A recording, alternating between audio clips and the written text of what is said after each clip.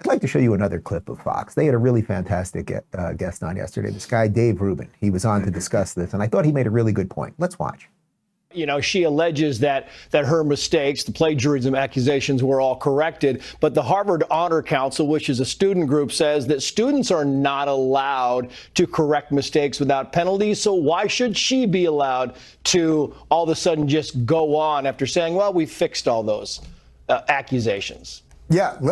Well, Trace, let me answer your previous question very clearly. This is because of the plagiarism thing, not the anti-Semitism thing. These schools and schools that have allowed DEI to enter and put everybody in this insane matrix of oppression, where, again, Jews and white people are sort of at the top of it and black and brown students are at the bottom. Thus, they are the oppressed and can say anything that they want about the perceived oppressors. That's not what got her fired. What got her fired is that they now have all of these instances of plagiarism, and the very students who would be kicked out of school, or at least kicked out of certain programs for doing just this. Even this is too blatant, right in their faces. So that's really why she's getting fired here. There's always pressure to bear, but as you noted, the board had already backed her when it came to that. It's only since the instances of plagiarism have come out that they finally did the right thing. But again, I think it's worth mentioning, you know, the question always with these people is, okay, who's going to replace them? And is there any evidence that Harvard will suddenly get someone in charge that will be based in meritocracy and competence and anything else?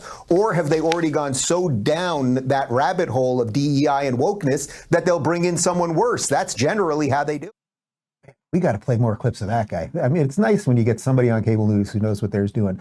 Look, the point there is, I think the latter point that I was trying to make, that, and this is what happens with everything, right? When you are part of this woke thing, when you are a Democrat politician, what do I always say? Like, the only privilege in America is Democrat privilege. You fall up, right? You fail up. So you destroy San Francisco. If you're Gavin Newsom, you become the governor of California. Like, all of these things, you know, you're Brian Stelter on CNN, your show gets canceled because you're awful. You become a professor at Harvard. You're Lori Lightfoot, mayor of Chicago. You destroy the city of Chicago, you become a professor at Harvard. It's interesting that Harvard seems to be the epicenter of so much of this. So I have no grand illusions here that suddenly Harvard is going to bring in somebody who's going to fix all this. As Stefanik is pointing out, the rot is so deep. The institutional rot there is so deep over so many decades, right? They took over the institutions.